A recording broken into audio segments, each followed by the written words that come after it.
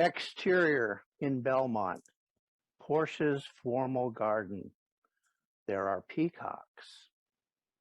Portia and Nerissa enter the garden while the music continues to play quietly throughout the scene. The music is Monteverdi's Love Madrigal.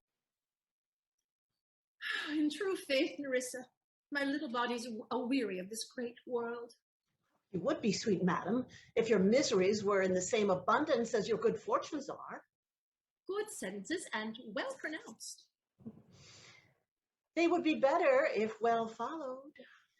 But this reasoning is not in the fashion to choose me a husband. Oh, me, the word choose. I may neither choose whom I would, nor refuse whom I dislike. So is the will of a living daughter curbed by the will of a dead father. Is it not hard, Nerissa, that I cannot choose one, nor refuse none?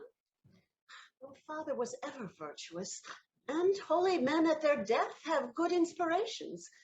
Therefore, the lottery that he has devised with these 3 chests of gold, silver, and lead, whichever is chosen chooses him who rightly loves. But what warmth is there in your affection towards any of these princely suitors that have already come? I pray thee, name them. And as you name them, I will describe them. And according to my description, you can gauge the measure of my affection. First, there is the Neapolitan prince. Aye, that's a colt indeed, for he doth nothing but talk of his horse, and he makes it a great boast that he can shoe him himself. I highly suspect my lady, his mother, played false with a blacksmith. How like you the young German, the Duke of Saxony's nephew? Very vilely in the morning, when he is sober, and most vilely in the afternoon, when he is drunk. And when he is best, he is a little worse than a man, and when he is worst, he is little better than a beast. Well, if he should offer to choose and choose the right casket, you should refuse to perform your father's will if you should refuse to accept him. Therefore, for fear of the worst, I pray thee, set a deep glass of Rhenish wine on a wrong casket. For if the devil himself was within, and that temptation without, I know he will choose it. I will do anything, Nerissa, ere I'll be married to a sponge. You need not fear the having of any of these lords. They have acquainted me with their determinations to return home, to seek other wives, and to trouble you no more with their suits. Oh, pray God grant them a hasty departure. If I live to be as old as Abraham's Sarah, I will die as chaste as Diana, unless I be obtained by the manner of my father's will.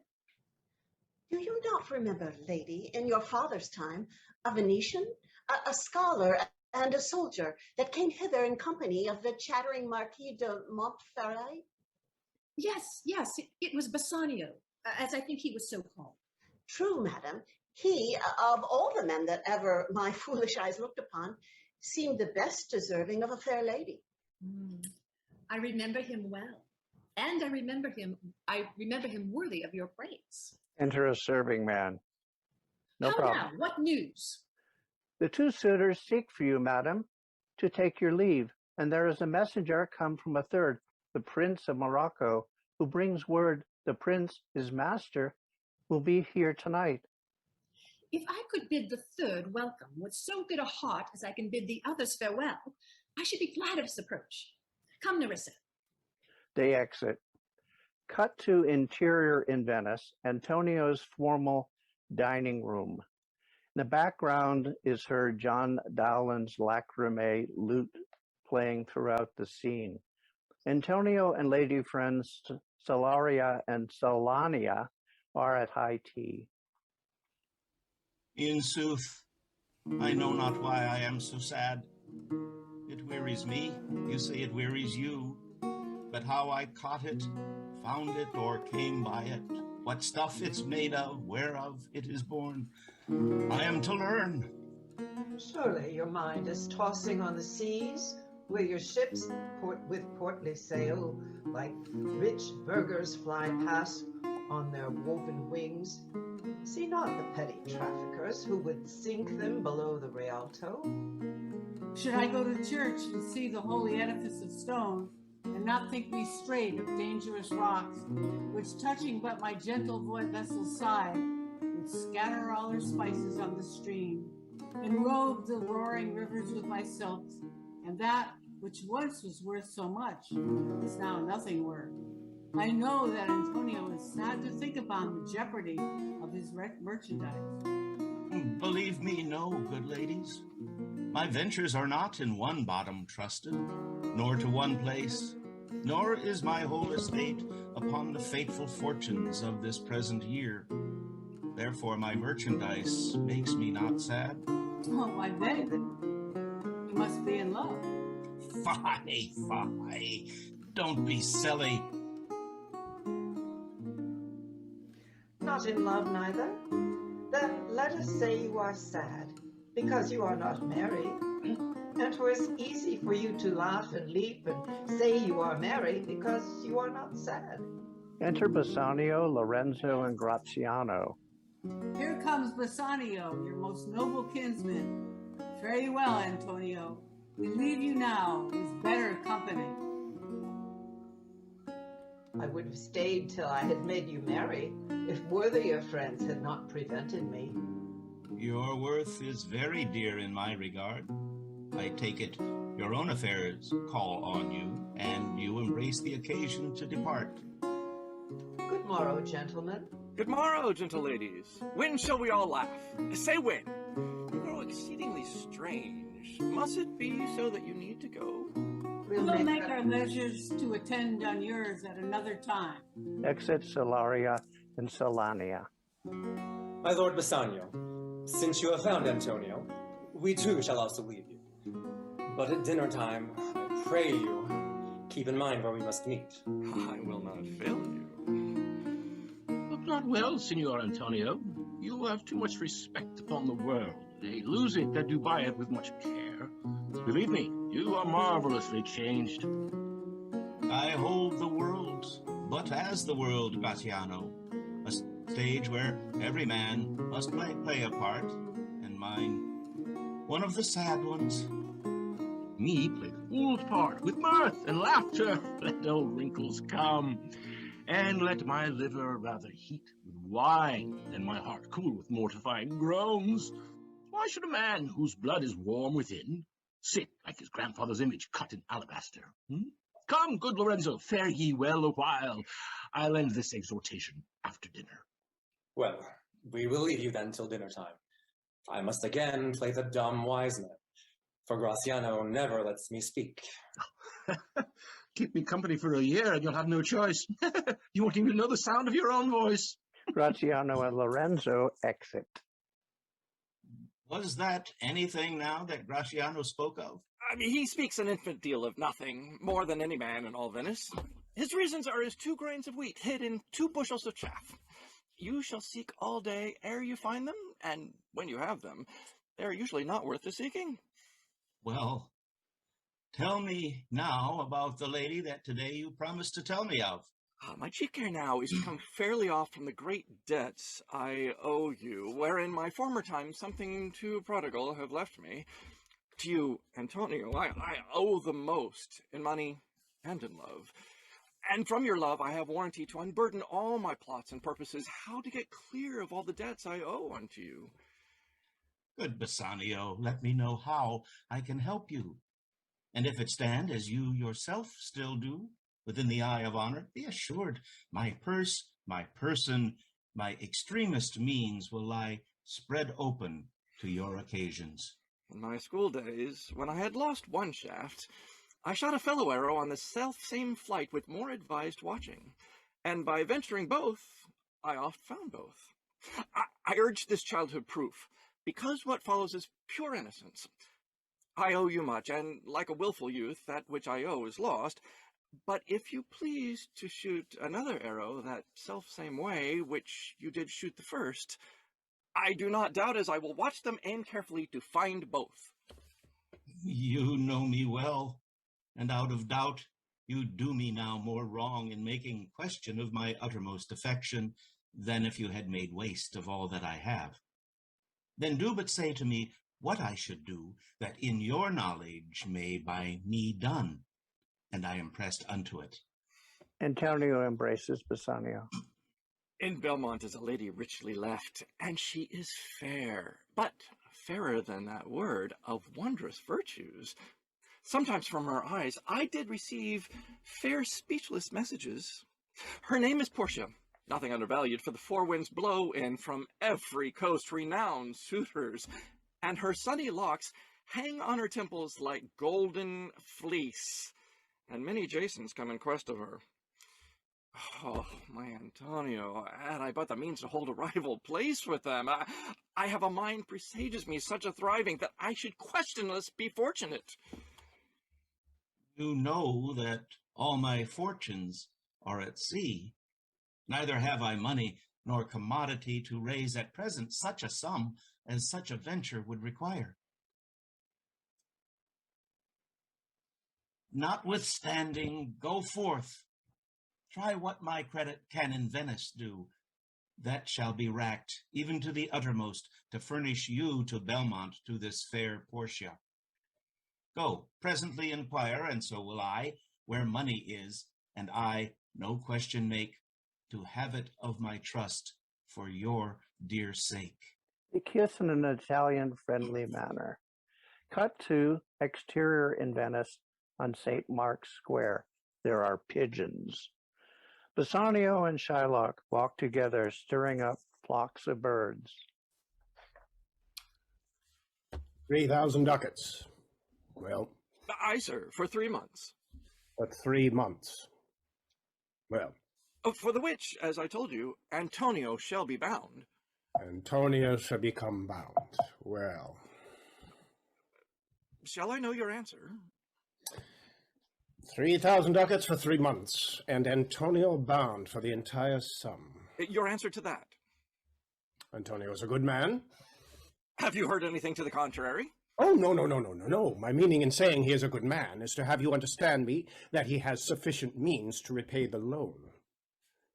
Yet his current means are in supposition. He has a ship bound to Tripoli, another to the Indies. Understand, moreover, he has a third at Mexico, a fourth for England, and other ventures abroad. But ships are but boards, sailors but men. There be land rats and water rats. Water thieves and land thieves, I mean pirates. And then there are the perils of waters, winds, and rocks. The man is, notwithstanding, sufficient. 3,000 ducats. I think I may take his bond. Be assured you may. I will be assured if I may speak with Antonio himself. You can, if it please you, to dine with us this evening. Oh, yes, to smell pork. To eat of the animal which your prophet the Nazarene conjured the devil into. I will buy with you, sell with you, talk with you, walk with you, and sit with you at table. But I will not eat with you, drink with you, nor pray with you. Is it not the man himself who approaches? Enter Antonio. Sir Antonio, Shylock is inclining to a proposal. How like a fawning politician he looks. I hate him for he is a Christian. But more that in low simplicity he lends out money gratis, and brings down the interest rate with us in Venice. If I can catch him once upon the hip, I will feed the ancient grudge I bear him. He hates our sacred nation, and he rails, even there where merchants most do congregate, on me, my bargains, and my well-run thrift, which he proclaims the mortal sin of usury. Cursed be my whole tribe if I forgive him these insults. Rest your fair, good seigneur. Your worship was the last man in our mouths. Shylock, although I neither lend nor borrow by taking nor by giving of excess, yet to supply the ripe wants of my friend, I'll break a custom. Has he proposed the loan? Aye, 3,000 ducats. And for 3 months? I had forgot. 3 months. Well then, your bond, and let me see. But hear you. Methought you said you neither lend nor borrow upon advantage. I do never use it. When Jacob grazed his uncle Laban's sheep. And what of him? Did he take interest? No, not take interest, not as you would say, directly interest. Mark what Jacob did when he and Laban reached a compromise. The shrewd shepherd peeled certain wands, and in the doing of the deed of kind he stuck them up before the fulsome ewes, who then, conceiving, did in birthing time fell party-coloured lambs, and those were Jacob's. This was a way to thrive, and he was blessed, and thriving is surely a sign of God's blessing. This was a venture, sir, that Jacob served for, a thing not in his power to bring to pass, but swayed and fashioned by the hand of heaven as a miracle. Was this story inserted to make interest good, or is your gold and silver ewes and rams? I cannot tell. I make it breed as fast, but note me, senor. Mark you this, Bassanio, the devil can cite scripture for his purpose. A goodly apple may well be rotten at the heart. Oh, what a goodly outside falsehood can have. 3,000 ducats. It's a good round sum. 3 months from 12. And let me see the rate. Well, Shylock, what shall we be beholding to you? Signor Antonio, many a time and oft in the Rialto you have berated me about my moneys and my usuries. Still have I borne it with a patient shrug, for sufferance is the badge of all our tribe. You call me misbeliever, cutthroat dog, and spit upon my Jewish gabardine, and all for use of that which is mine own. Well, then, it now appears you need my help. Go to, then. You come to me, and you say, Shylock, we would have moneys. You say so. You that did spit your rheum upon my beard, and foot me as you spurn a strange dog away from your threshold. Now moneys is your suit. What should I say to you? Should I not say, has a dog money? Is it possible a cur can lend 3,000 ducats? Or shall I bend low, and in a bondman's key, with bated breath and whispering humbleness, say this? Fair sir, you spit on me on Wednesday last. You spurned me such a day. Another time you called me dog. And for these courtesies, I'll lend you thus much moneys.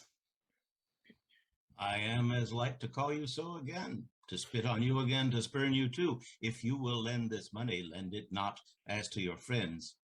For when did friendship take a breed for barren metal of his friend? But lend it rather to thine enemy, who, if he fail, you may with better face exact the full penalty. Why, look you how you storm. I would be friends with you and have your love. Forget the shames that you have stained me with, supply your present wants, and take not a bit of interest for my moneys. For doesn't God command in both of our holy books, if you lend money to one of my people among you who is needy, do not charge him interest. If you take your neighbor's cloak as a pledge, return it him by sunset, because his cloak is the only covering he has for his body. What else will he sleep in? Because of your great need, I shall thus be compassionate. This is a deed of kind that I offer. This were kindness indeed. This kindness will I show. Go with me to a notary, seal me there your single bond, and in a merry sport, if you repay me not on such a day, in such and such a place, in such sums or sums as are expressed in the condition, let the forfeit be nominated for, let's say, an equal pound of your fair flesh, to be cut off and taken in whatever part of your body that pleaseth me. Content in faith, I'll seal to such a bond, and even report there is much kindness in the Jew. Oh, you shall not agree to such a bond for me. I'd rather dwell in the poverty of my low necessity. Why, fear not, man, I will not forfeit it. Within these 2 months, that's a month before this bond expires, I do expect return of thrice 3 times the value of this bond. Oh, Father Abraham, what these Christians are teaches them suspect the intentions of others. Pray you, tell me this. If he should break his day, what should I gain by the execution of the forfeiture? A pound of man's flesh taken from a man is not so estimable, profitable neither, as flesh of muttons, beefs, or goats, I say. To buy his favor, I extend this friendship. If he will take it, so. If not, I do. And for my love, I pray you wrong me not. Yes, Shylock, I will seal unto this bond. I am debating of my present store, and by the near guess of my memory, I cannot instantly raise up the full 3,000 ducats. What of that? Jonathan, an English fellow of our banking tribe, can furnish me. But soft. Again, how many months do you desire? No more than 3 will satisfy our need. Then go forthwith to the notary, give him direction for this merry bond, and I will go and purse the ducats straight, and bring them to you this very night. Hie thee, gentle Jew. Exit Shylock. The Hebrew will turn Christian, he grows kind. There can be no more dismay, my ships come home a month before the day. Cut to interior in Belmont, a formal room in Portia's castle. Enter the Prince of Morocco, Portia, Nerissa, and others attending. Do not dislike me for my dark complexion, the shadowed livery of the burnished sun, to whom I am a near neighbor, bred. I would not change this hue for all the world. The lottery of my destiny bars me from voluntary choosing. But if my father had not hedged me by this device, yourself, renowned prince, then would stand as fair as any suitor I have yet looked upon. Even for that, I thank you. Therefore, I pray you, lead me to the boxes to try my fortune to win thee, fair lady. You must take your chance, and either not attempt to choose at all, or swear, if you choose wrong, never to speak to lady afterward in way of marriage.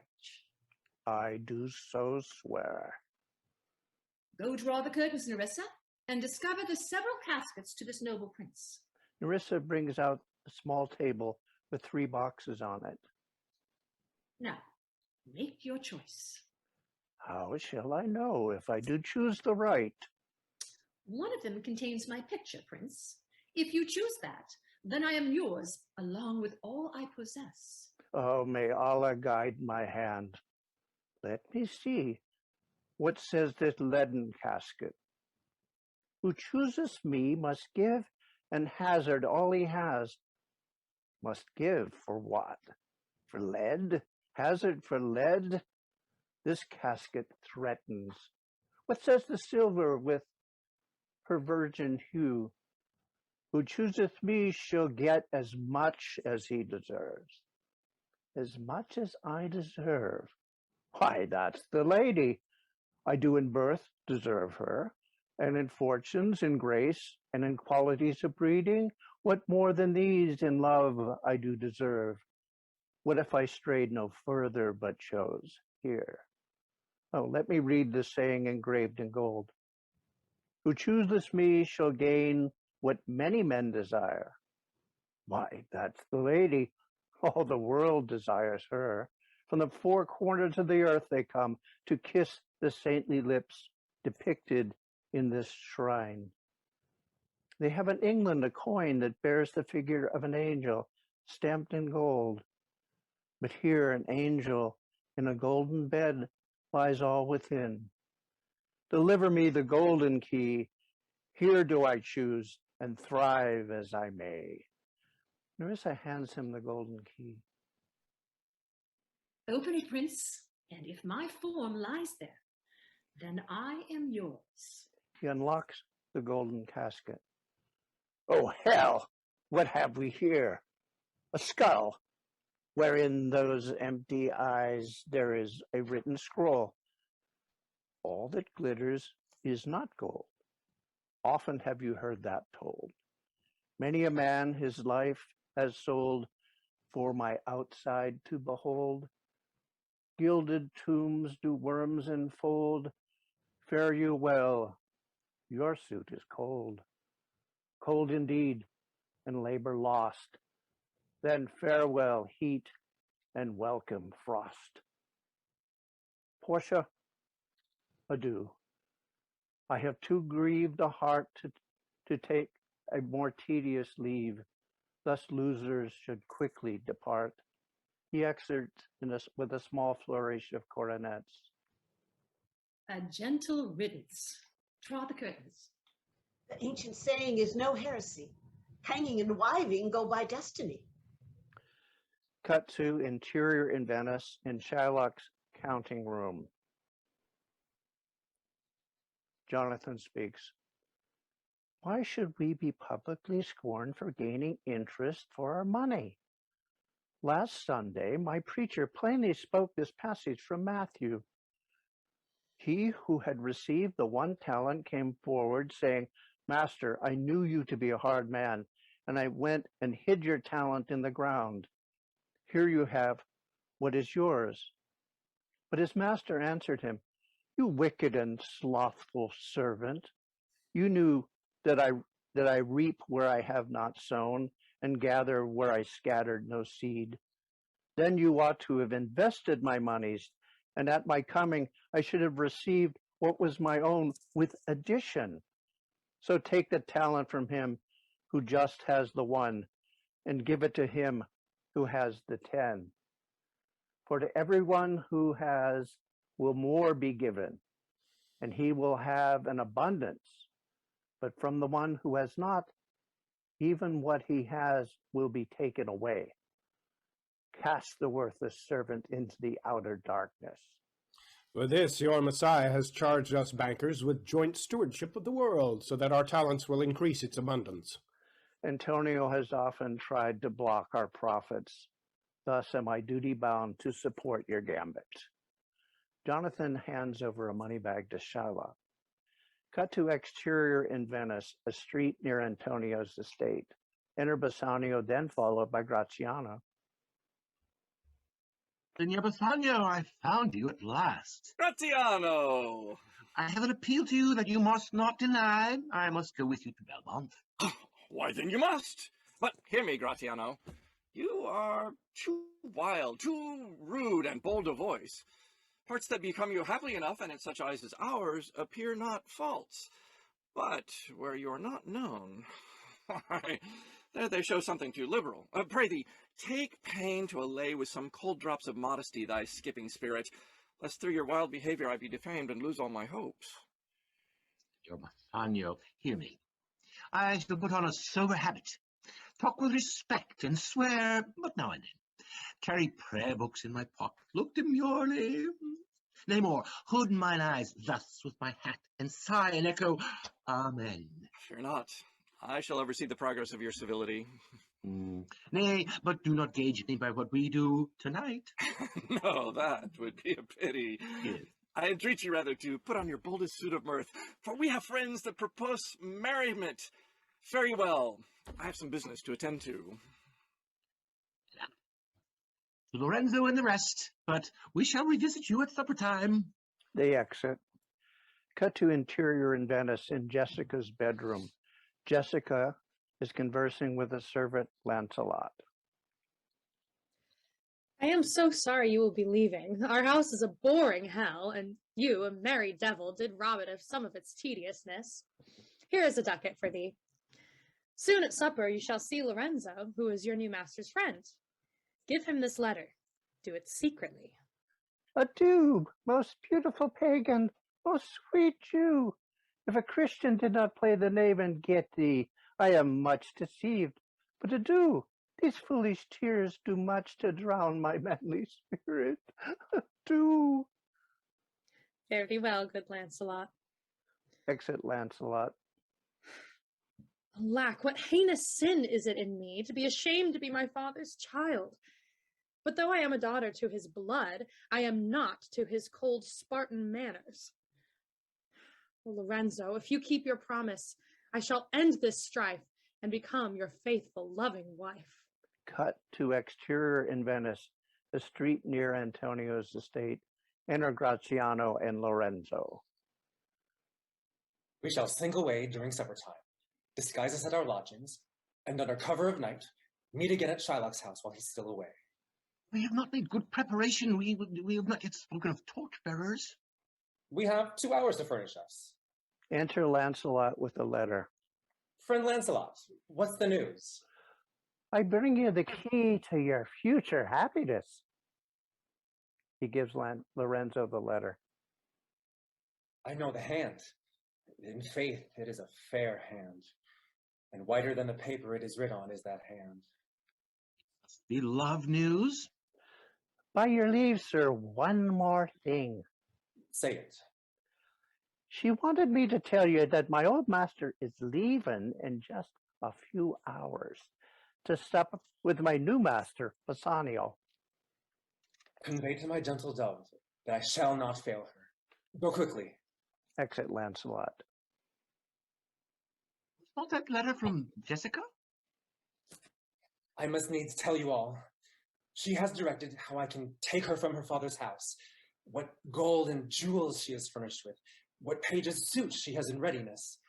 If e'er the Jew, her father, come to heaven, it will be for his gentle daughter's sake.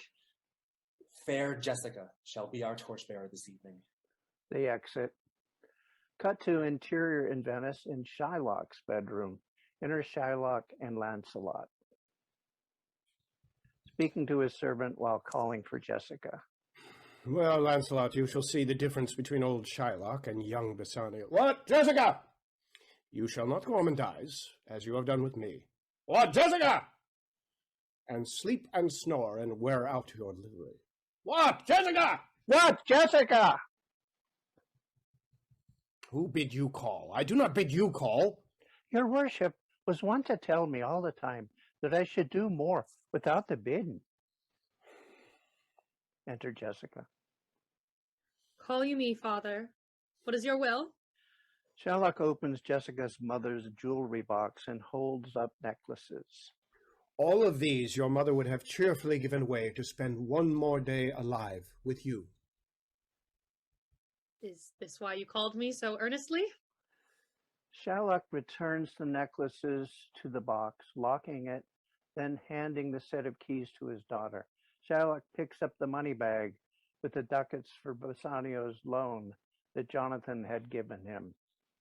I am going forth to supper, Jessica. Here are my keys to the house. But wherefore should I go? I am invited for love. They flatter me.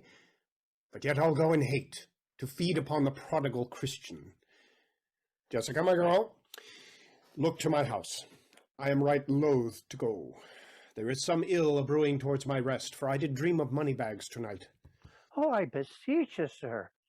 My new master so anxiously awaits your meeting. So do I his. I will not stay. You shall see a mask there. But if you do, then it was not for nothing that my nose fell bleeding on Monday last at 6 o'clock in the morning. What? Are there masks?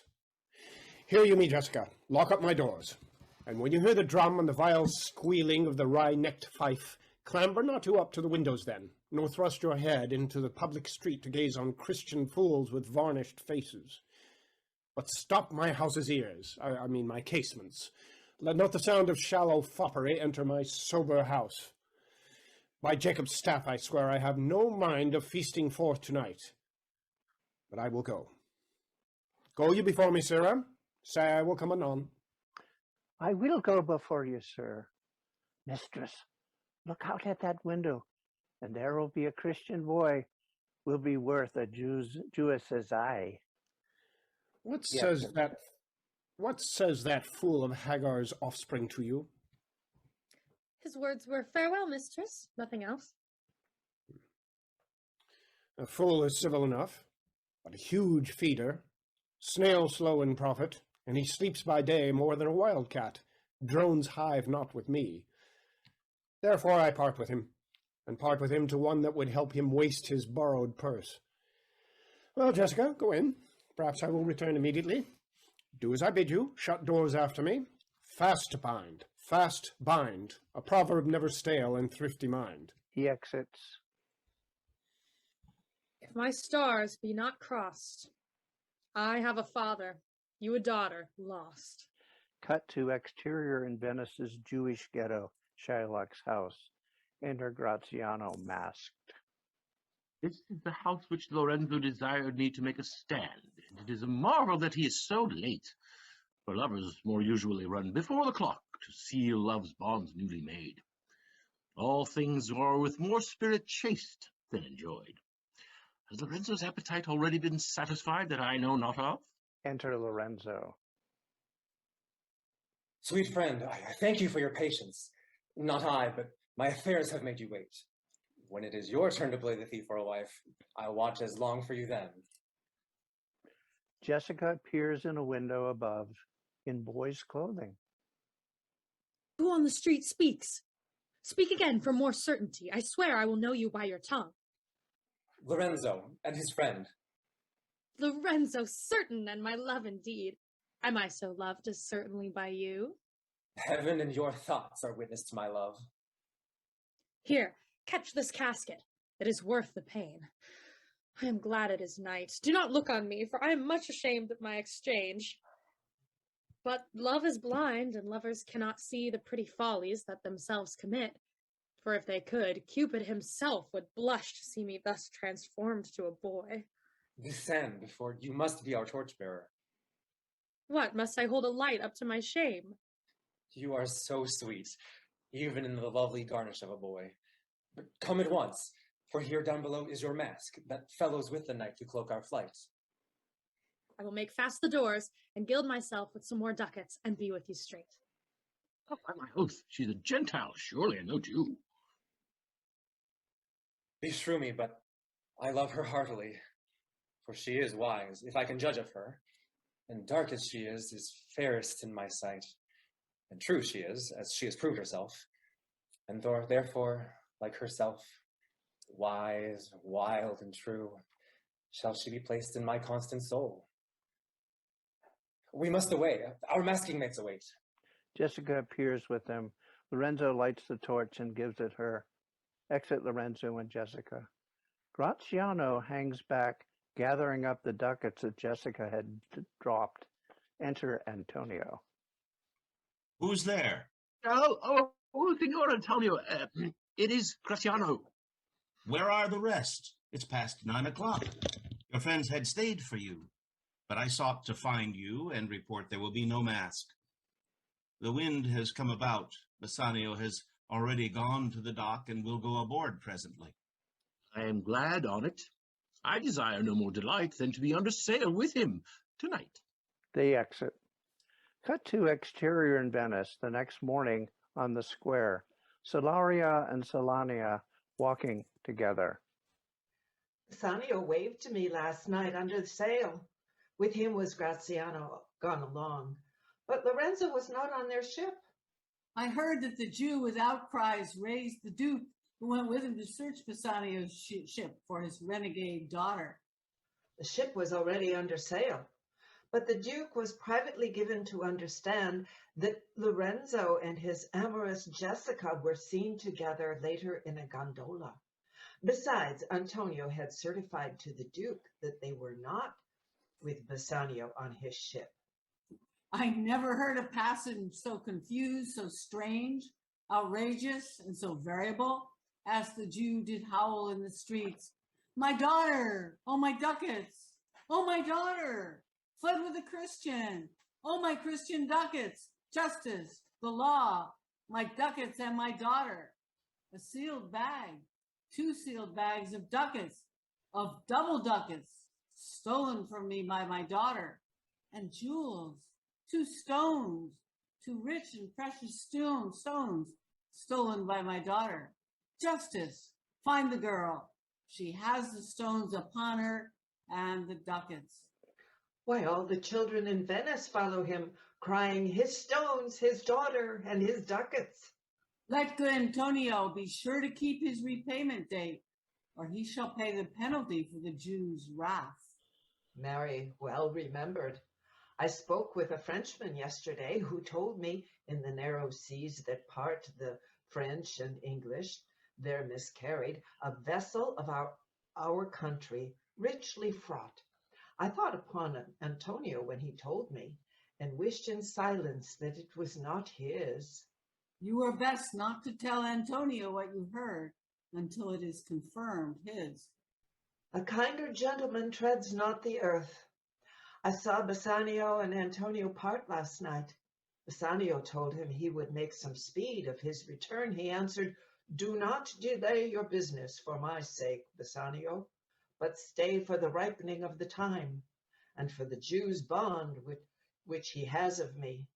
Let it not trouble your mind of love. Be merry, and employ your chiefest thoughts to courtship, and such fair tokens of love as shall conveniently become you there. After speaking there on the dock, his eyes big with tears, with wondrous affection, he kissed Bassanio. I think he only loves the world for him. I pray thee, let us go and find him out, and quicken his embraced heaviness with some delight or other. Cut to interior in Belmont. Portia's reception room. Enter Nerissa. Madam, there is alighted this morning at your gate a Venetian, one that had come before to signify the return of his lord Bassanio, from whom he bought gifts of rich value. Yet I have not seen so likely an ambassador of love. A day in April never came so sweet, to herald a soft summer season as this forbearer comes before his lord. Has a merciful Cupid foreseen our heart's desires? Cut to exterior in Venice, the street near the square. Solania meets Solaria. Now, what news on the Rialto? If my gossip be an honest woman, she reports that a ship of rich lading wrecked on the narrow seas and good winds. I think they called the place very dangerous, flat, and fatal, where the carcasses of many a tall ship lie buried. Come, the full stop. Why the end is, it was his ship that was lost between England and France. I would she were as lying a gossip as ever sold ginger, or made her neighbors believe she wept for the death of a third husband. But if it be true, the honest Antonio, oh, that I had a title worth enough to keep him company. I would prove the end of his losses. Let me say amen, lest the devil cross out my prayer, for here he comes in the likeness of the Jew. Enter Shylock. How now, Shylock? What news among the bankers? You know, none so well as you know of my daughter's flight. That's certain. I, for my part, knew the tailor that made the wings she flew withal. And Shylock, you knew the bird was fully feathered, and that it is the complexion of them all to leave the nest. She is damned for it. That's certain, if the devil were her judge. My own flesh and blood to rebel. There is more difference between your flesh and hers than between jet and ivory, more between your bloods than there is between red wine and Rhenish. But tell us, do you hear whether Antonio have had any loss at sea or no? There I have another bad match. A bankrupt, a prodigal who dares scarce show his head on the Rialto. A beggar that was used to come so smug upon the mart. Let him look to his bond. He was wont to call me usurer. Let him look to his bond. He was wont to lend money for a Christian courtesy. Let him look to his bond. Why, I'm sure if he forfeit, you will not take his flesh. What's that good for? To bait fish withal. If it will feed nothing else, it will feed my revenge.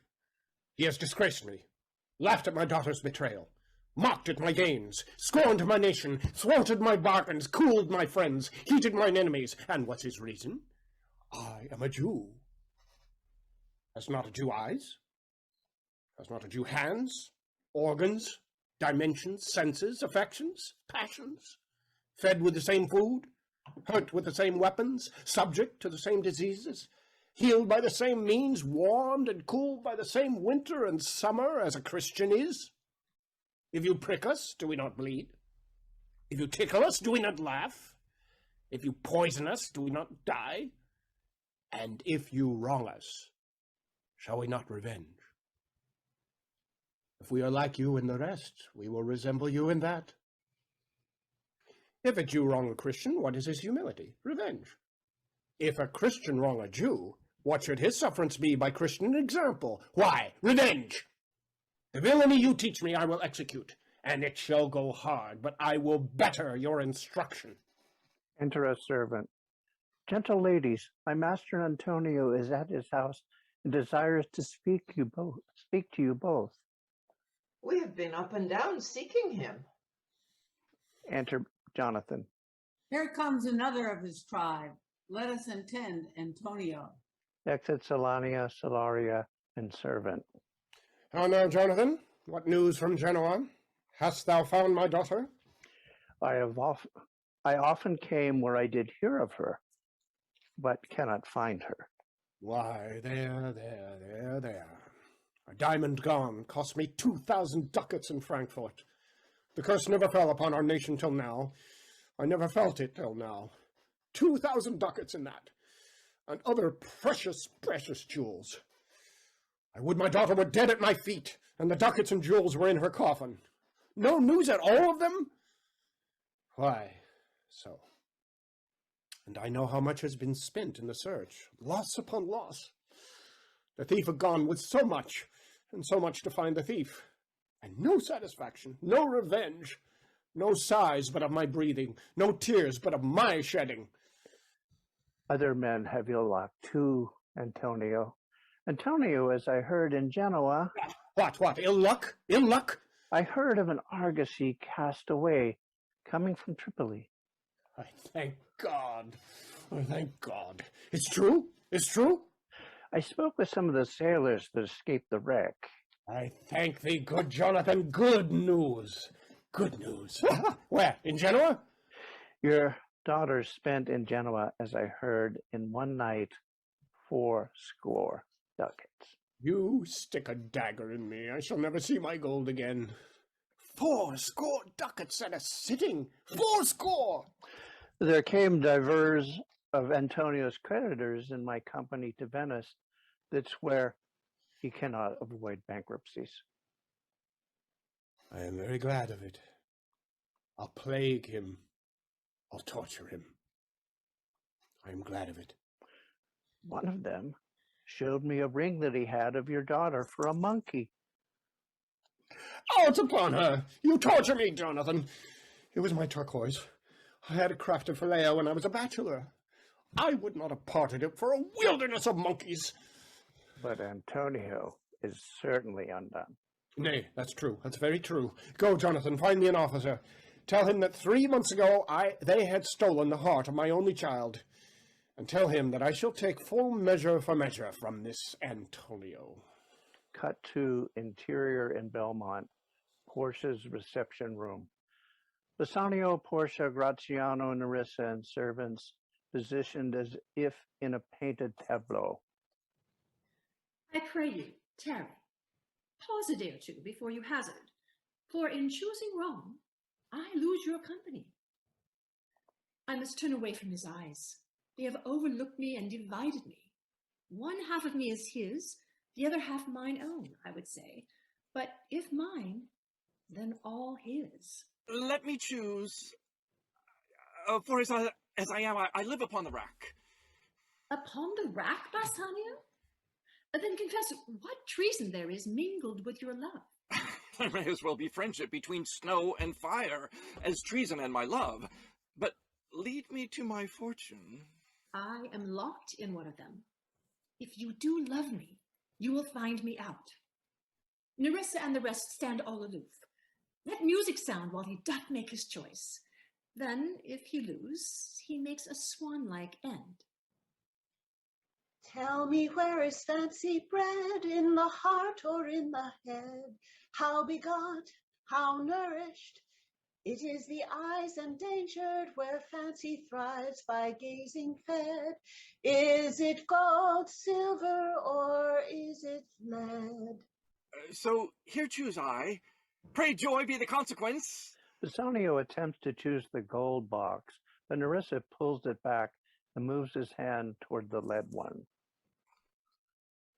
How all the other passions fly to air, as doubtful thoughts and rash embrace despair, and shuddering fear and green-eyed jealousy. O love, be moderate. Allay your ecstasy, in measure reign your joy. I feel too much your blessing, Make it less, for fear I might perish from its excess. Bassanio opens the lead casket. What find I here? Bassanio holds up the painting. Fair Portia's portrait! What demigod painter has come so near creation? Move these eyes? Or whether, writing on the balls of mine, seem they in motion to follow my own? Here's the scroll. You that choose not by the view, chances fair and chooses true. Since this fortune falls to you, be content and seek no new. If you be well pleased with this, and hold your fortune for your bliss, turn you where your lady is, and claim her with a loving kiss. Did I win the prize or no? You see me, Lord Bassanio, where I stand, such as I am. Though for myself alone I would not be ambitious in my wish. To wish myself much better yet, for you, I would be trebled 20 times myself, 1,000 times more fair, 10,000 times more rich, that only to stand in high in your account I might in virtue, beauties, livings, friends, exceed account. But the full sum of me is sum of something which, determined gross, is an unlessoned girl, unschooled, unpracticed. Happy in this, she is not yet so old, but she may learn. Happier than this, she is not bred so dull, but she can learn. Happiest of all is that her gentle spirit commit herself to yours to be directed. Portia slowly kneels before Bassanio. As from her lord, her governor, her king, myself and what is mine to you, and yours is now converted. While on her knees, Portia should speak as if love drugged. As she rises, she should say the next lines as if awakening from a trance and regaining conscious control. But now I was the lord of this fair mansion, master of my servants, queen or myself, and even now, but now. Considering for a few awkward moments, she takes a ring from her finger. I convey them to you with this ring, which when you part from, lose, or give away, let it presage the ruin of your love, and be my advantage to claim on you. Madam, you have bereft me of all words. But when this ring parts from this finger, then parts life from hence. Oh, then be bold to say Bassanio's dead. My lord and lady, it is now our time that have stood by and seen our wishes prosper, to cry, good joy, my lady and my lord. My lord Bassanio and my gentle lady, I wish you all the joy that you could wish for. And when your honors mean to solemnize the bargain of your faith, I do beseech you, even at that time, I may be married too. With all my heart. But where can you find a wife? Oh, I thank your lordship. You have got me one. My eyes, my lord, can look as swift as yours. You saw the mistress, I beheld the maid. You loved, I loved during the intermission. I got a promise of this fair one here to have her love, provided that your fortune achieved her mistress. Is this true, Nerissa? Madam, it is. If you stand pleased with all. And do you, Gratiano, intend good faith? Yes, faith, my lord. Our fee shall be doubly honored in our double marriage. We'll gamble 1,000 ducats between us, which yields the first boy. But who comes here? Lorenzo and his saucy infidel. Enter Lorenzo and Jessica. I am amazed. Lorenzo and Jessica, welcome hither. By your leave, sweet Portia, bid my Venetian friends welcome. They are entirely welcome. My own purpose was not to have interrupted you here, but Signor Antonio implored me to deliver this letter to you. Gives Bassanio a letter. Before I open this letter, I pray you, tell me, how does my good friend? Not sick, my lord, unless it be in mind. His letter there will explain his state. Nerissa, cheer yon Jessica, welcome. Your hand, Lorenzo. What's the news from Venice? How doth that royal merchant good Antonio? I know he will be glad of our success. We are the veritable Jasons. We have won the fleece. I would you had won the fleece that Antonio has lost. There are some shrewd contents in the paper that steals the color from Bassanio's cheek. Some dear friend dead, else nothing in the world could turn so much the constitution of such a man. With leave, Bassanio, I am half yourself, and I must freely have the half of anything that this same paper brings to you. Oh, sweet Portia, Here are a few of the most unpleasant words that ever blotted paper. Gentle lady, I did first impart my love to you. I freely told you all the wealth I had ran in my veins. I was a gentleman. And then I told you true. And yet, dear lady, rating myself at nothing, you shall see how much bigger I was a braggart. When I told you my state was nothing, I should then have told you that I was worse than nothing, for indeed I have engaged myself to a dear friend, engaged my friend to his worst enemy to feed my means. Here is in this letter, lady, the paper's the body of my friend, and every word in it a gaping wound, issuing his lifeblood. But is it true? Have all his ventures failed? What, none one hit? Have Tripoli from Mexico and England from Lisbon, Barbary and India? And not one vessel escaped the dreadful touch of merchant marring rocks? Not one, my lord. Besides, it should appear that if he had the present money to discharge the Jew, he would not take it. Never did I know a creature that did bear the shape of man, so keen and greedy to confound a man.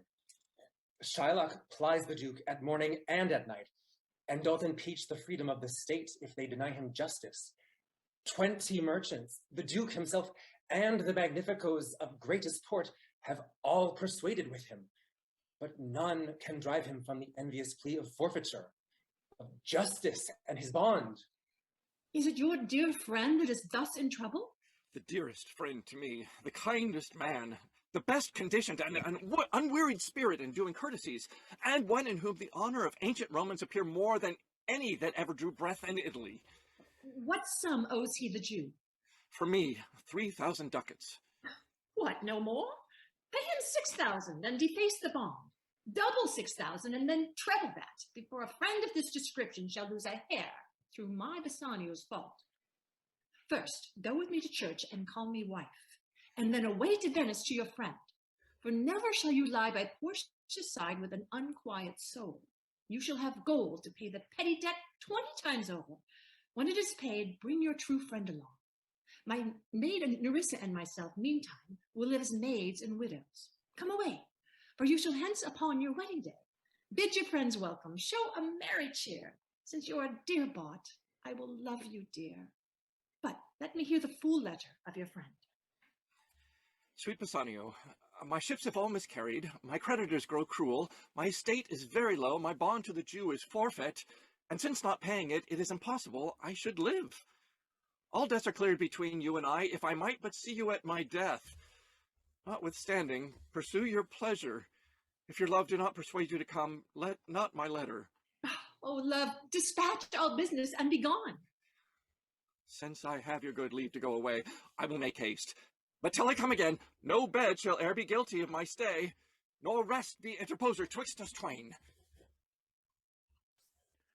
Cut to exterior in Belmont, Portia's garden with the peacocks.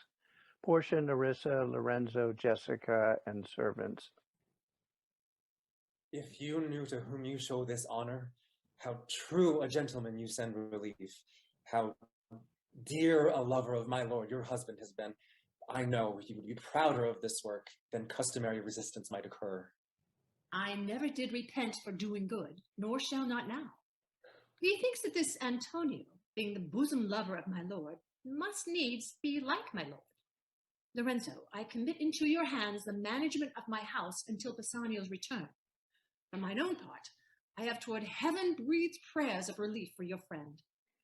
There is a monastery 2 miles off, and there will be abide to live in prayer and contemplations until both our husbands return. Madam, with all my heart, I shall obey you.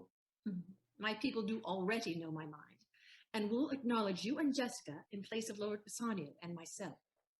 Fair thoughts and happy hours attend on you. I wish your ladyship all hearts content. I thank you for your wishes, and am well pleased to wish them back on both of you. Exit Jessica and Lorenzo. Enter servant. Now, my faithful servant, take my letter, in speed, Shamasalo.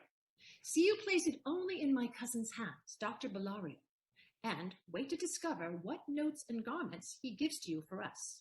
Madam, I go with all convenient speed. Servant exits. Come, Nerissa, I have work in hand that you yet not know of. We'll see our husbands before they think back on us. Shall they see us then? They shall, Nerissa, but in such attire and with such accomplishments that they would not believe it was us. I'll bet I'll prove the prettier fellow of the two, when we're both dressed like young men, and wear my dagger with braver grace, and speak between the change of man and boy with a reed voice, and turn 2 mincing steps into a manly stride, and speak a phrase like a fine bragging youth, and tell quaint lies. How many distinguished ladies sought my love, which I, denying them, fell sick and died. Shall we be turning into men then? Aye, what a lewd question is that?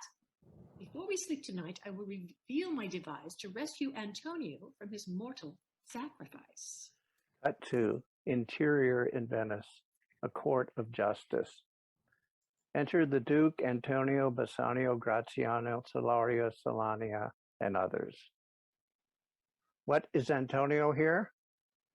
Ready, so please your grace. I am sorry that you have to answer such a stony adversary. I have heard your grace has taken great pains to divert his rigorous course, but since no lawful means can carry me out of his envy's reach, I am patient to his fury, and armed to suffer with a quietness of spirit every tyranny and rage of his. Call the Jew into the court. He's standing outside the door. He comes, my lord. Enter Shylock. Make room for the man. Let him stand before our face. Shylock, the world thinks, and I think so too, that thou but follow this fashion of your malice to the play's last act. And then it is thought thou shalt show your mercy more strange than is your strange apparent cruelty, and where thou now seek to enact the penalty, which is a pound of this poor merchant's flesh, thou wilt not only unleash the forfeiture, but forgive a portion of the principal, glancing an eye of pity on his losses, that have of late so mountained on his back, enough to press a royal merchant down, and pluck commiseration of his state by steering a more temperate course. I have told your grace of what I purpose, and by our holy Sabbath have I sworn to have the full due and forfeit of my bond. If you deny it, let the danger light upon your charter and your city's freedom. You'll ask me why I rather choose to have a weight of carrion flesh than to receive 3,000 ducats. I'll not answer that, but say it is my humor. Is it answered? What if my house be troubled with a rat? Am I pleased to give 10,000 ducats to have it ignored? What? Are you answered yet? Some men are mad if they behold a cat, and others, when the bagpipe sings in their nose, cannot contain their urine. These disaffections sway a man to the mood of what he likes or loathes. Now, for your answer. As there is no firm reason to be rendered why he, a harmless necessary cat, why he, a woolen bagpipe, but of force must yield to such inevitable shame as to offend, himself being offended, so can I give no reason, nor I will not, more than a lodged hate and a certain loathing I bear Antonio. Thus I filed my suit against him. Are you answered? This is no answer, you unfeeling man, to excuse your current cruelty. I'm not bound to please you with my answers. Do all men kill the things they do not love? What, would you allow a serpent to sting you twice? I pray you, do not question with the Jew. You may as well question with the wolf why he has made the sheep bleat for her lamb. You may as well forbid the mountain pines to wag their high tops and to make no sound. You may as well do anything most hard as seek to soften his petrified heart. Therefore, I do beseech you, make no more offers, use no farther means, but with all brief and plain convenience, let me receive the court's judgment, and Shylock his will. For your 3,000 ducats, here is 6. I do not want your ducats, I want my bond. How shall you hope for mercy, rendering none? What judgment shall I dread, doing no wrong? You have among you many a purchased slave, which, like your asses and your dogs and mules, you use in abject and slavish ways, because you bought them. Shall I say to you, let them be free, marry them to your heirs? Why sweat they under burdens? Let their beds be made as soft as yours, and let their palates be seasoned by the same spices. You will answer, the slaves are ours. So do I answer you. The pound of flesh, which I demand of him, is dearly bought. It is mine, and I will have it. If you deny me, fie upon your law. There is then no force in the decrees of Venice. I demand your judgment. Shall I have it? I shall restrain my judgment until after the arrival of Bellario, a learned doctor who has taken a special interest in this case. My lord that stands without a messenger, now come from Marcello with letters from the doctor. Excellent. Call the messenger. Good cheer, Antonio. What, man, courage yet, that you shall have my flesh, blood, bones and all, ere you lose for me one drop of your blood. I am the castrated wether of the flock, meetest for death, the weakest kind of fruit drops earliest to the ground, and so let me. You cannot better be employed, Bassanio, than to live still and write mine epitaph. Enter Nerissa, dressed like a lawyer's clerk. Came you from Marcello, from Bellario? From both, my lord. Presenting a letter. Why do you whet your knife so earnestly? To cut the forfeiture more quickly from that bankrupt over there. Not on your shoes, soul, but on your eternal soul, harsh Jew, you make your knife keen, but no metal can bear half the keenness of your sharpened envy. Can no prayers pierce thee? No, none that you have wit enough to make. Until you can rail the seal from off my bond, you but offend your own lungs to speak so loud. I stand here for the law. This letter from Bellario commends a learned doctor to our court to advise our prosecution. Where is he? He attends without to know your answer, whether you'll admit him. With all my heart. Give him courteous conduct to this place. Nerissa conducts Portia dressed like a barrister. Give me your hand.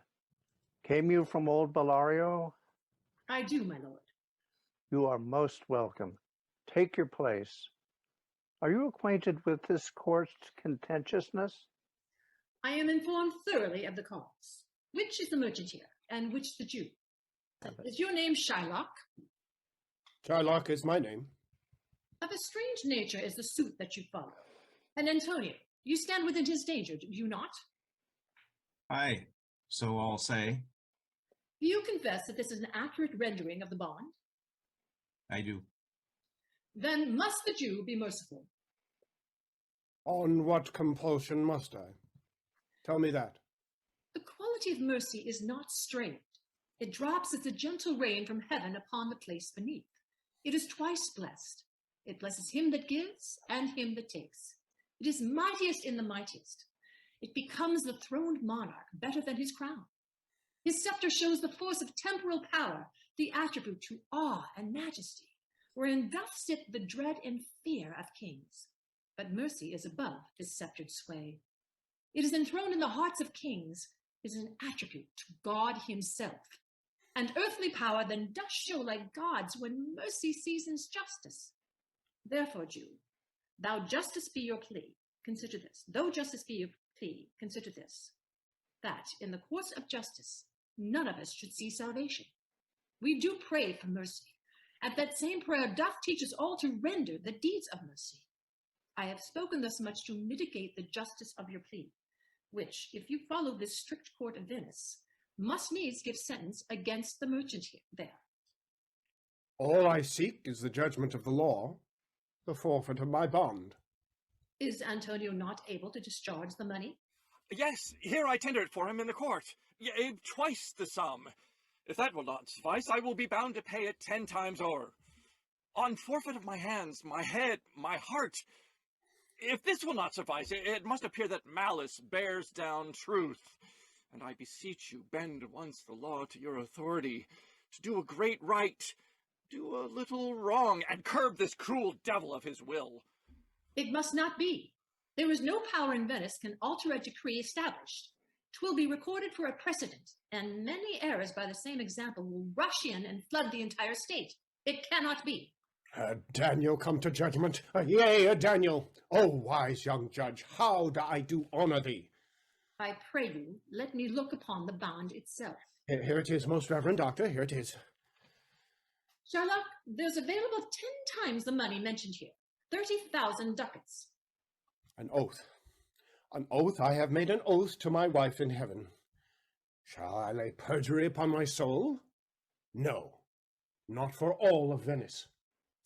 Then my opinion is that this bond is forfeit, and lawfully by this the Jew may claim a pound of flesh, to be by him cut off nearest the merchant's heart. Be merciful. Take 20 times your money and bid me tear up the bond. I was not paid according to the terms of the contract. It doth appear you are a worthy judge. You know the law. Your exposition has been most sound. I charge you by the law, whereof you are a well-deserving pillar, proceed to judgment. By my soul, I swear, there is no power in the tongue of man can alter me. Most heartily I do besiege the court to proceed to the judgment. Why then, thus it is. You must prepare your chest for his knife. Oh, noble judge. Oh, excellent young man. This cannot be happening.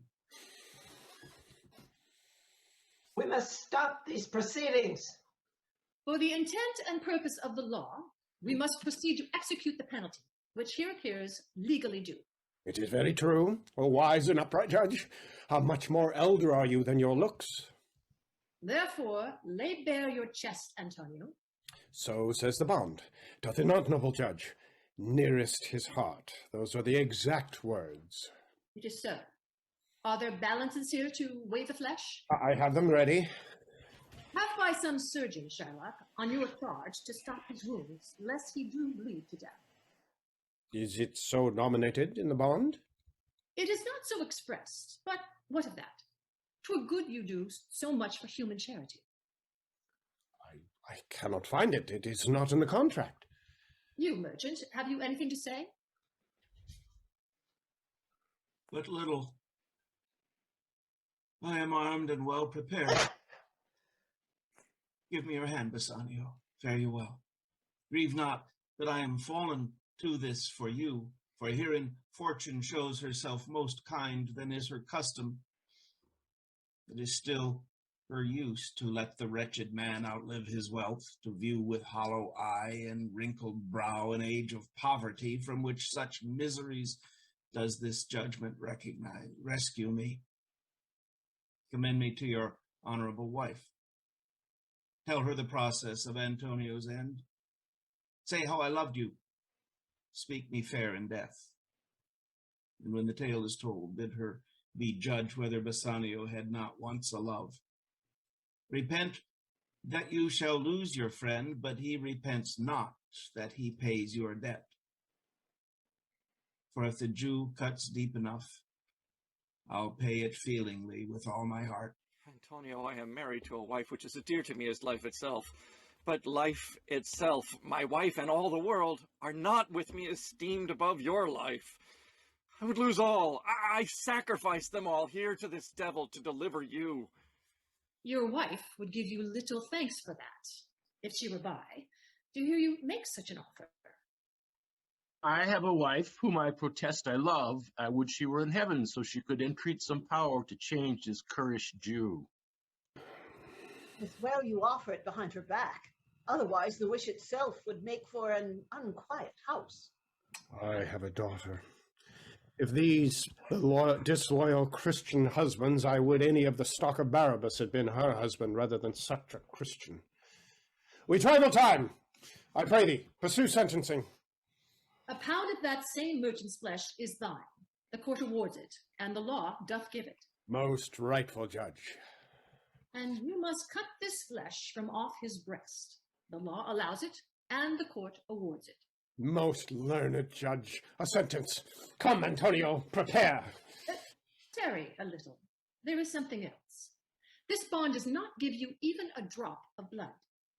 The words expressly are a pound of flesh. Take then your bond, take your pound of flesh, but in the cutting it, if you do shed one drop of Christian blood, your lands and goods are, by the laws of Venice, confiscated by the state. O upright judge, marked you, O learned judge. Is that the law? Yourself can see the act. For you, as you so strenuously urge justice, be assured you shall have justice, more than you imagined. Oh, learned judge, marked you, such a learned judge. I make this offer then. Pay the bond doubled, and I'll let the Christian go. Here is the money. Hold. The Jew only wants justice, no haste. He is owed nothing but his bond's penalty. An upright judge, a most learned judge. Therefore, prepare to cut off the flesh. But if thou cut more or less than a pound, be it so much lighter or heavier in the substance of the weight of a single feather, you shall be put to death, and all your goods are to be confiscated. Second Daniel. Daniel, you said it, Jew. Now, infidel, we have you on the hip. Why do you pause? Take your forfeiture.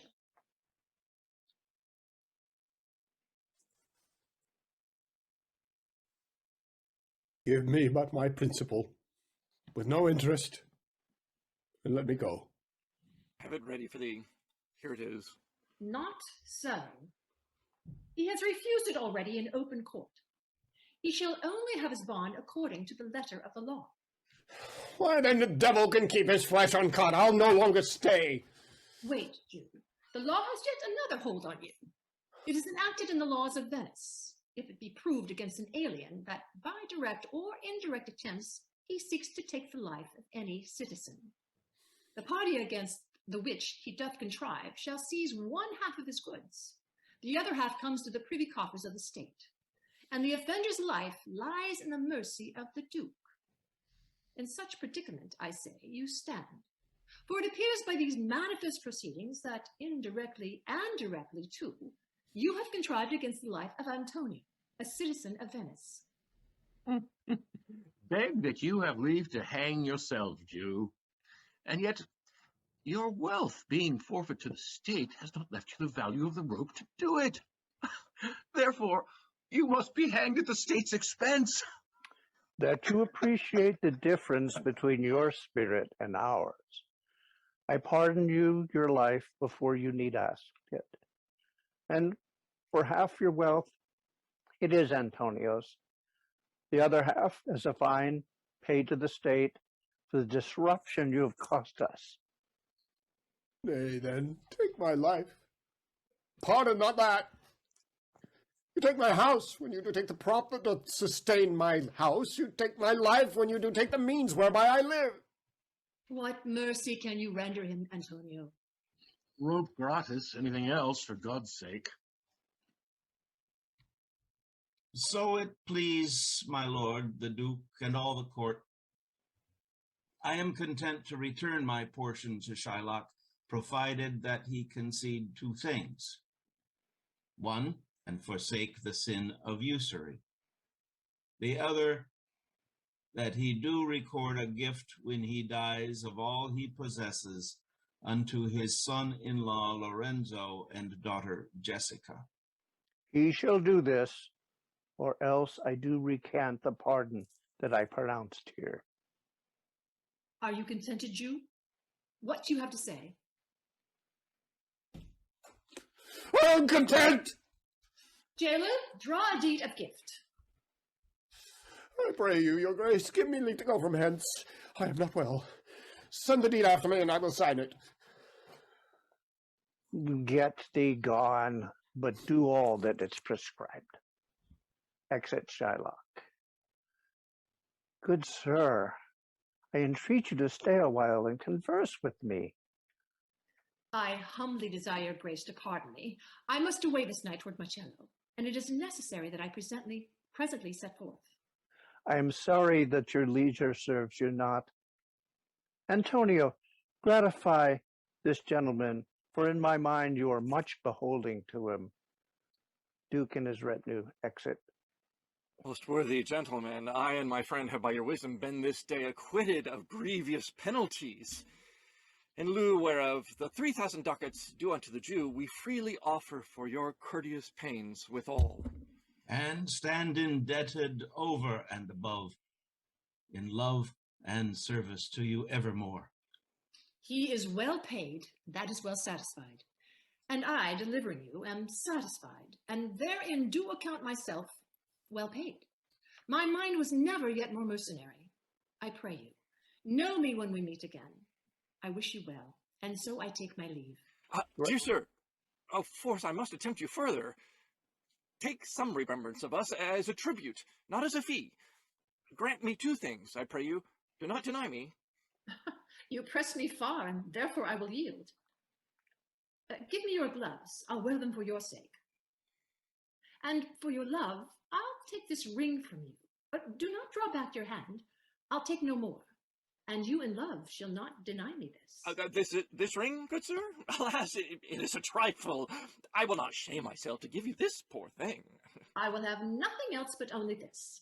And now methinks I have a mind to it. Oh, there's more that depends on this than of value. The dearest ring at Venice will I give you instead. Only for this I pray you, pardon me.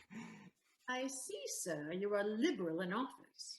You taught me first to beg, and now methinks you teach me how a beggar should be answered. Good sir, this ring was given me by my wife, and when she put it on, she made me vow that I should neither sell nor give nor lose it. That excuse serves many men to husband their gifts. And if your wife be not a madwoman, and know how well I have deserved the ring, she would not hold out enmity forever, for giving it to me. Well, peace be with you. Portia and Nerissa exit. Bassanio, let him have the ring. Let his deservings and my love withal be valued against your wife's commandment. Go, Gratiano, run and overtake them. Give them the ring and bring them, if you can, unto Antonio's house. Away, make haste! Come, you and I will thither presently, and in the morning early will we both sail toward Belmont. Come, Cut to exterior in Venice, awaiting their ship, Portia addressing Nerissa. Inquire after the Jew's house. Give him this deed and let him sign it. We'll await tonight and be home a day before our husbands. This deed will be well welcomed by Jessica and her Lorenzo.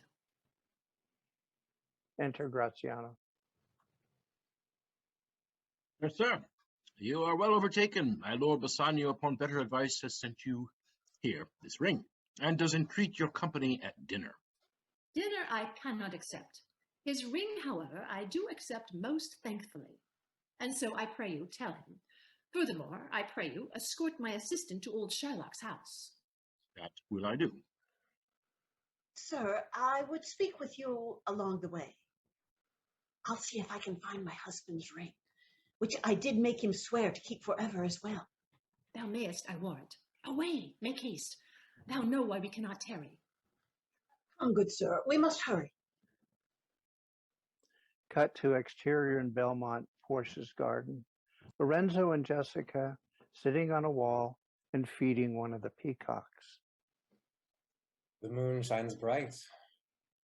In such a night as this, the sweet wind did gently kiss the trees.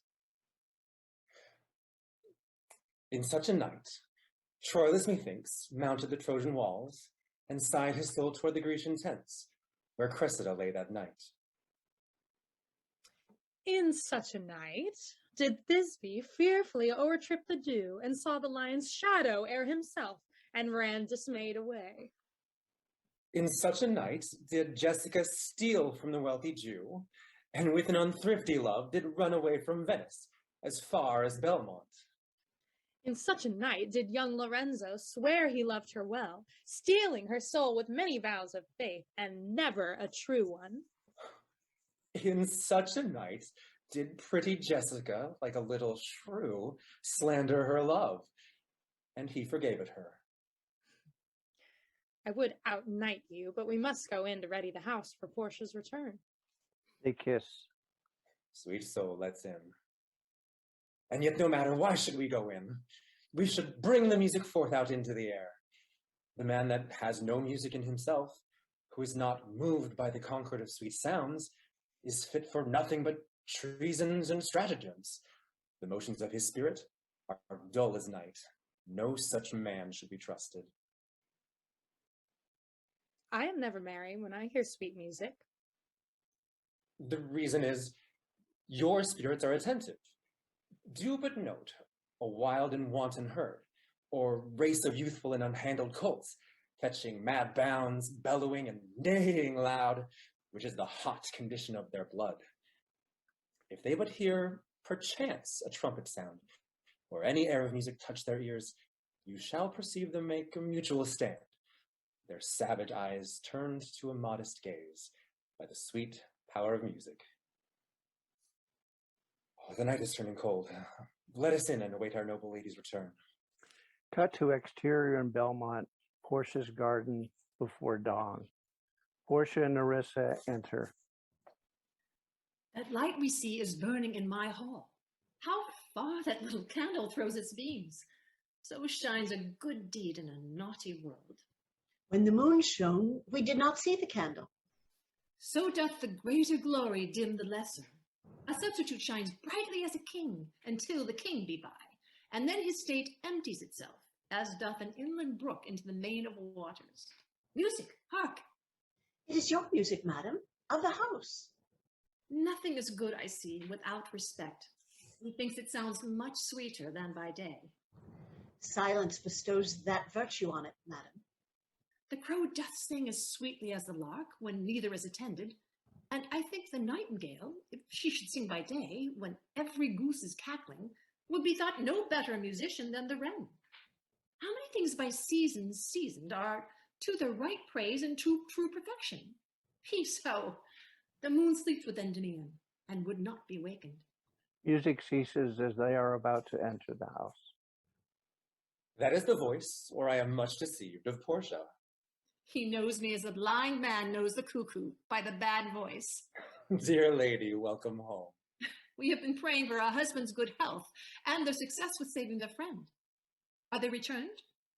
Madam, they have not yet. Go in, Nerissa. Give order to my servants that they make no note at all of our being absent hence. Nor you, Lorenzo, nor you, Jessica. A trumpet sounds. We are no telltales, madam, fear you not. It appears that your husbands have arrived. Cut to interior in Belmont, Portia's entranceway. Enter Bassanio, Antonio, and Graziano. You are welcome home, my lord. Thank you, madam. Give welcome to my friend. This is the man. This is Antonio, to whom I am so infinitely bound. You should in all sense be much bound to him, for as I hear, he was much bound for you. No more than I am well acquitted of. Sir, you are very welcome in our house. It must appear in other ways than words. Therefore, I will briefly limit my welcoming courtesy. By yonder moon, I swear you do me wrong. In faith, I gave it to the judge's clerk. Would he be gelded that had it for my part, since you do take it so badly to heart? A quarrel? How, already? What's the matter? Ah, about a hoop of gold, a paltry ring that she did give me, whose posy was, love me and leave me not. Talk of you of the posy of the value, or the value. You swore to me, when I did give it you, that you would wear it till your hour of death, and that it should lie with you in your grave. Though not for me, yet for your vehement oaths, you should have given respect and have kept it. Gave it a judge's clerk? No, God's my judge. The clerk will never wear hair on his face that had it. He will, if he live to be a man. Hi, if a woman lived to be a man. No, I swear by this hand I gave it to a youth, A kind of boy, a little scrubbed boy, no higher than thyself, the judge's clerk.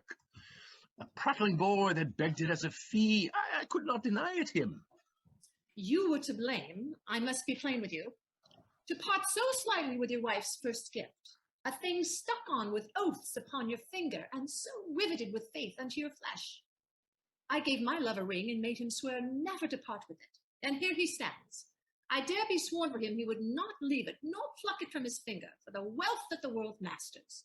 Now, in faith, Graciano, you gave your wife too unkind a cause of grief. If it were me, I should be endlessly mad about it. Why, were best to cut my left hand off and swear I lost the ring defending it. My lord Bassanio gave his ring away unto the judge that begged it, and indeed deserved it too.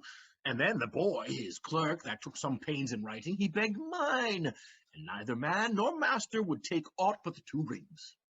What ring gave you, my lord? Not that, I hope, which you received of me. If I could add a lie unto a fault, I would deny it. But you see, my finger has not the ring upon it, it is gone. Even so void is your false heart of truth. By heaven, I will ne'er come in your bed until I see the ring. Nor I in yours, till I again see mine. Sweet Portia, if you did know to whom I gave the ring, if you did know for whom I gave the ring, and would conceive for what I gave the ring, and how unwillingly I left the ring, when nothing else would be accepted but the ring, you would abate the strength of your displeasure. If you had known the virtue of the ring, or half a worthiness that gave the ring, or your own honor to contain the ring, you would not then have parted with the ring. What man is there who is so unreasonable? If you had defended it with any terms of zeal, wanted the modesty to urge the thing was held as a holy ceremony, I would have understood. Nerissa teaches me, however, what to believe. I'll die for it, but some woman has the ring. No, by my honor, madam, by my soul, no woman had it, but a civil doctor, which did refuse 3,000 ducats of me, and begged for the ring, which I did at first deny him, and suffered him to go displeased away, even he that did save the very life of my dear friend. What should I say, sweet lady, other than I was enforced to send it after him? Pardon me, good lady, for by these blessed candles of the night, had you been there, I think you would have begged the ring of me to give the worthy doctor. Let not that doctor ever come near my house, since he has got the jewel that I loved, and that which you did swear to keep from me. I will become as liberal as you. I'll not deny him anything I have. No, not my body, nor my husband's bed. Know him I shall. I am well sure of it. Lie not a night from home. Watch me like Argus. If you do not, if I be left alone, now by mine honor, which is yet mine own, I'll have that doctor for my bedfellow. And I his clerk. Therefore be well advised how you do leave me to mine own protection. Do you so? Let me not take him then, for if I do, I'll mar that young clerk's pen. I am the unhappy subject of these quarrels. Sir, grieve not you. You are welcome notwithstanding. Portia, forgive me this enforced wrong, and in the hearing of these my friends, many friends, I swear to thee, even by thine own fair eyes wherein I see myself. Mark you all, he doubly sees himself, not me in my eyes. Nay, but hear me. Pardon this fault, and by my soul I swear I never more will break an oath with thee. I once did lend my body for his wealth to pursue you, which, but for him that had your husband's ring, had quite miscarried. I dare be bound again, my soul upon the forfeit, that your lord will never more break faith advisedly. Then you shall be his surety. Give him this and bid him keep it better than the other. Handing the ring to Antonio. Here, Lord Bassanio, swear to keep this ring. By heaven, it is the same I gave the doctor. I had it of him, pardon me, Bassanio, for by this ring the doctor lay with me. And pardon me, my gentle Graciano, handing her ring to Graciano. And pardon me, my gentle Graciano, for that same scrubbed boy, the doctor's clerk, in lieu of this last night, did lie with me. Why, this is like the mending of highways in summer, where the ways are fair enough. What, are we cuckolds before we've deserved it? Speak not so grossly, although you have deserved it. I know you were all amazed. Here is a letter. Read it at your leisure. It comes from Michelle, from Valaria. There you shall find that Portia was the doctor. Nerissa there, her clerk. Lorenzo and Jessica shall witness I set forth as soon as you, and even but now, return. I have not yet entered my house. Antonio, I have better news in store for you than you expect. This letter reports that 3 of your ships are richly come to harbor. I am dumb. You the doctor, and I knew you not? Were you the clerk that was to make me a cuckold? Aye, but the clerk that never means to do it, unless he live until he be a man. Sweet doctor, you shall always be my bedfellow. When I am absent, then lie with my wife. Sweet lady, you have given me life and living. For here I read that for certain my ships are safely come to home. How now, Lorenzo? My clerk has some good comforts, too, for you. Aye, and I'll give them without a fee. There do I give to you and Jessica. From the rich Jew, a special deed of gift, of all he dies possessed of. Fair ladies, you drop manna in the way of starving people. It is almost morning, yet I am sure you are not satisfied of these events at full. Let us go in, and charge us there upon questionings, and we will answer all things faithfully. Let it be so. The first interrogation that my Nerissa shall be sworn on is whether till the next night she had rather stay or go to bed now, being 2 hours until day. But when the day come, I should wish it dark, that I was still couching with the doctor's clerk. Well, while I live, I'll fear no other thing, so sore as keeping Nerissa's ring. He sings "O Mistress Mine," by the way. Oh, mistress mine, where are you roaming? Oh, stay and hear your true love's calling. That can sing both high and low, trip no further, pretty sweeting. Journeys end in lovers' meeting, every wise man's son doth know. What is love, 'tis not hereafter, present mirth has present laughter. What's to come is still unsure, in delay there lies no plenty. Then come kiss me, sweet and 20, youth's a stuff will not endure. Amen. Play's end. Wunderbar. Oh, mistress mine, where are you roaming? Oh, mistress mine, where are you roaming? Oh, stay and hear your true love's coming. Oh, stay and hear your true love's coming, that can sing both high and low. Trip no further, pretty sweeting, journeys end in lovers' meeting, every wise man's son doth know. Oh, what is love? 'Tis not hereafter. Oh, what is love? 'Tis not hereafter. Present mirth hath present laughter. Present mirth hath present laughter. What's to come is still unsure. In delay there lies no plenty. Then come kiss me, sweet and 20. Youth's a stuff will not end.